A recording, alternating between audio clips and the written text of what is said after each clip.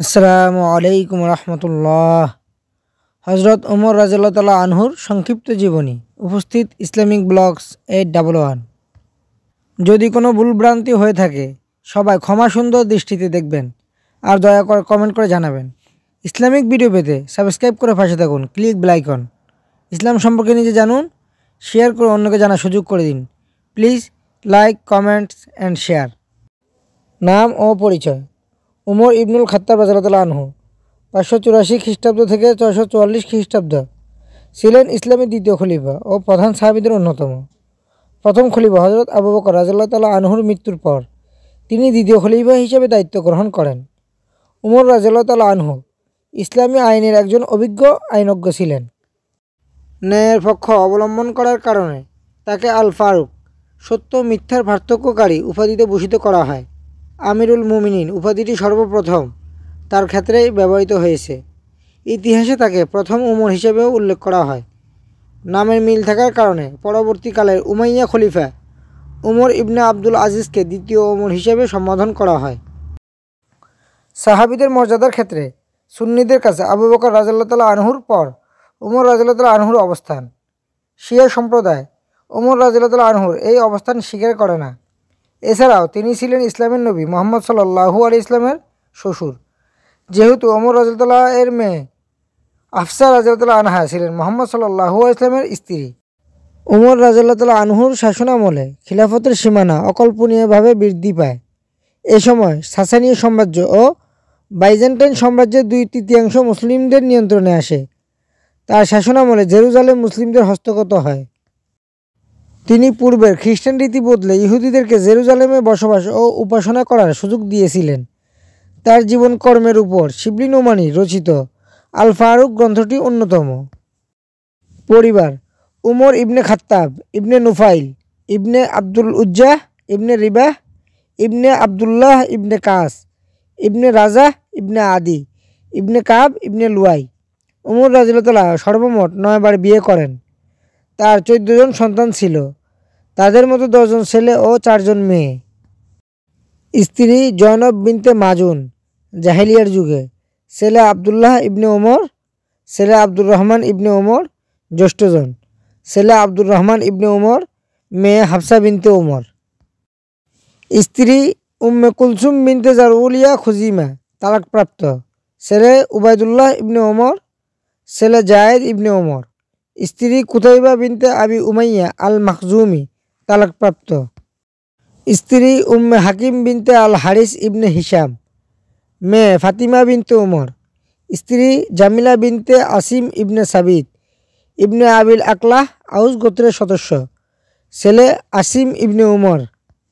স্ত্রী আতিকা বিনতে জায়েদ ইবনে আমর ইবনে নুফাইল, ছেলে ইয়াদ ইবনে ওমর। স্ত্রী উম্মে কুলসুম বিনতে আলী, আলী ইবনে আবি তালিবের মেয়ে, ছেলে জায়েদ ইবনে ওমর। ইবনুল খলিফাতাইন বা 2 খলিফার আলী ও ওমর সন্তান বলে পরিচিত, মেয়ে রুকাইয়া বিনতে ওমর। স্ত্রী লুহাইহা, ছেলে আব্দুর রহমান ইবনে ওমর কনিষ্ঠজন। স্ত্রী ফুকাইহা, মেয়ে জয়নব বিনতে ওমর। উমর রাদিয়াল্লাহু তাআলা আনহু এর প্রাথমিক জীবন। উমর রাদিয়াল্লাহু তাআলা আনহু মক্কার কুরাইশ বংশের বনু আদি গোত্রে জন্মগ্রহণ করেন। তার বাবার নাম খাত্তাব ইবনে নুফাইল এবং মাতার নাম হান্তামা বিনতে হিসাম। তার মা বনু মাখজুম গোত্রের সদস্য ছিলেন। যৌবনে তিনি মক্কার নিকটে তার বাবার উট চড়াতেন। তার বাবা বুদ্ধিমত্তার কারণে গোত্রের সম্মান লাভ করেছিলেন। উমর রাদিয়াল্লাহু তাআলা আনহু বলেছেন, আমার বাবা খাত্তাব ছিলেন একজন কঠোর প্রকৃতির মানুষ। তিনি আমাকে দিয়ে কঠোর পরিশ্রম করাতেন। যদি আমি কাজ না করতাম তবে তিনি আমাকে মারধর করতেন এবং ক্লান্ত হওয়া পর্যন্ত কাজ করাতেন। ইসলাম পূর্ব আরবে লেখাপড়ার রীতি তেমন বেশি প্রচলিত ছিল না। এরপরও তরুণ বয়সে উমর রাদিয়াল্লাহু তাআলা আনহু লিখতে ও পড়তে শেখেন। নিজে কবি না হলেও কাব্য ও সাহিত্যের প্রতি তার আগ্রহ ছিল। কুরাইশ বংশের ঐতিহ্য অনুযায়ী তিনি তার কৈশোরে সমরবিদ্যা, অশ্বারোহণ ও কুস্তি শেখেন। তিনি দীর্ঘদেহী ও শারীরিকভাবে শক্তিশালী ছিলেন। কুস্তিগীর হিসেবে তার খ্যাতি ছিল। এছাড়াও তিনি একজন সুবক্তা ছিলেন। তার বাবার পরে তিনি তার গোত্রের একজন বৃহৎ মীমাংসাকারী হন। উমর রাদিয়াল্লাহু তাআলা আনহু একজন বণিক হিসেবে বাণিজ্য শুরু করেছিলেন। তিনি বাইজেন্টাইন ও সাসানিয়া সাম্রাজ্যে বাণিজ্যের উদ্দেশ্যে বেশ কয়েকবার গিয়েছেন। এখানে তিনি রোমান ও পার্সিয়ান পণ্ডিতদের সাথে সাক্ষাৎ লাভ করেন এবং এসব সমাজের অবস্থা সম্পর্কে তিনিও অবগত হন। বিশ্বনবী মুহাম্মদ সাল্লাল্লাহু আলাইহি ওয়াসাল্লামের যুগ। ওমর রাদিয়াল্লাহু আনহু এর ইসলামের প্রতি বিদ্বেষ। 610 ঈসাব্দে মুহাম্মদ সাল্লাল্লাহু আলাইহি ওয়াসাল্লাম ইসলাম প্রচার শুরু করেন। অন্যান্য মক্কাবাসীর মতো ওমর রাদিয়াল্লাহু আনহু প্রথম পর্যায়ে ইসলামের বিরোধিতা করেছিলেন। তার হাতে মুসলিমরা নির্যাতিত হয়। বিরোধিতার এক পর্যায়ে তিনি মুহাম্মদ সাল্লাল্লাহু আলাইহি ওয়াসাল্লামকে হত্যা করতে চেয়েছিলেন। তিনি কুরাইশদের একতায় বিশ্বাস করতেন এবং ইসলামের উত্থানকে কুরাইশদের মধ্যে বিভাজন সৃষ্টির কারণ হিসেবে বিবেচনা করেন। উমর রাদিয়াল্লাহু আনহু এর ইসলাম গ্রহণ। ওমর রাদিয়াল্লাহু আনহু 616 সালে ইসলাম গ্রহণ করেন। ওমর রাদিয়াল্লাহু আনহু ইসলাম গ্রহণের দুটি বর্ণনা রয়েছে। এক, ইবনে সাদ ইবনে হিশাম দারকুতনি ও ইবনে আসিরের বর্ণনায় ওমর রাদিয়াল্লাহু আনহু নবী মুহাম্মদ সাল্লাল্লাহু আলাইহি ওয়াসাল্লামকে হত্যার উদ্দেশ্যে বের হয়েছিলেন। পথিমধ্যে তার বন্ধু নাঈম বিন আবদুল্লাহর সাথে দেখা হয়। নাঈম রাদিয়াল্লাহু আনহু গোপনে মুসলিম হয়েছিলেন, তবে ওমর রাদিয়াল্লাহু আনহু তা জানতেন না। ওমর রাদিয়াল্লাহু আনহু তাকে বলেন যে তিনি মুহাম্মদ সাল্লাল্লাহু আলাইহি ওয়াসাল্লামকে হত্যার উদ্দেশ্যে যাচ্ছেন।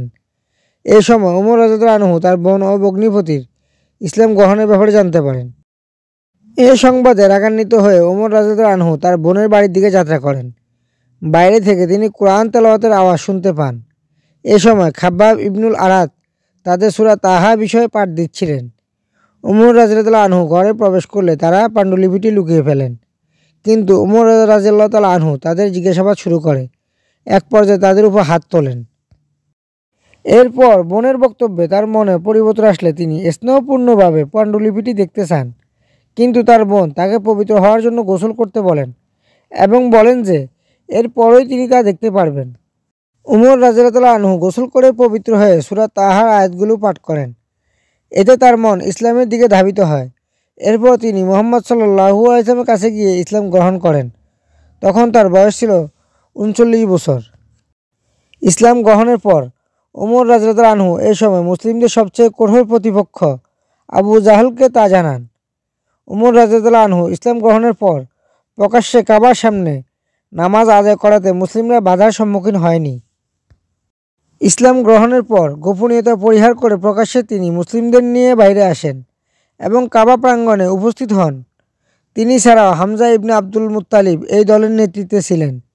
সেদিন মুহাম্মদ সাল্লাল্লাহু আলাইহি ওয়াসাল্লাম তাকে ফারুক, সত্য মিথ্যার পার্থক্যকারী উপাধি দেন। তবে আহমদ ইবনে হাম্বাল ও ইবনে হিশামের বর্ণনায় ওমর রাদিয়াল্লাহু আনহু ইসলাম গ্রহণের আরেকটি ঘটনা এসেছে যে এক রাতে ওমর রাদিয়াল্লাহু আনহু মুহাম্মদ সাল্লাল্লাহু আলাইহি ওয়াসাল্লামকে কাবার প্রাঙ্গণে নামাজরত অবস্থায় অনুসরণ করছিলেন। তখন তার মুখে কোরআনের বাণী শুনে তার মনে হলো এটি মানব রচিত নয়, এটি ঐশ্বরিক বাণী। তখন তিনি মুহাম্মদ সাল্লাল্লাহু আলাইহি ওয়াসাল্লামকে জানালেন যে ইসলাম তার অন্তরে প্রবেশ করেছে।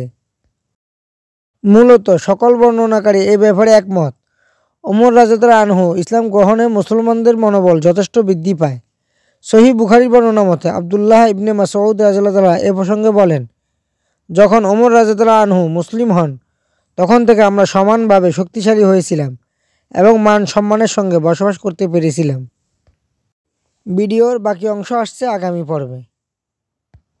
আল্লাহ তাআলা আমাদের সবাইকে ইসলাম সম্পর্কে জানার ও কোরআন হাদিস মেনে জীবন গড়ার তৌফিক দান করুন, আর রাসূলুল্লাহ সাল্লাল্লাহু আলাইহি ওয়াসাল্লামের উপর বেশি বেশি দুরূদ সালাম পাঠ করার তৌফিক দান করুন। আমিন। আসসালাতু আসসালামু আলাইকা ইয়া রাসূলুল্লাহ, আসসালাতু আসসালামু আলাইকা ইয়া হাবিবাল্লাহ, আসসালাতু আসসালামু আলাইকা ইয়া সাইয়্যিদুল মুরসালিন, আসসালাতু আসসালামু আলাইকা ইয়া রাহমাতাল লিল আলামিন, আসসালাতু আসসালামু আলাইকা ইয়া খাতামান নাবিয়্যিন। Thanks for watching. ভিডিওটি যদি ভালো লাগে অনুরোধ রইল সাবস্ক্রাইব করে পাশে থাকুন। Click bell icon. Please like, share and comments. আজ এখানেই বিদায় নিচ্ছি। ইনশাআল্লাহ দেখা হবে আগামী ভিডিওতে। ওই পর্যন্ত সবাই ভালো থাকবেন। আসসালামু আলাইকুম ওয়া রাহমাতুল্লাহ। ফি আমানিল্লাহ।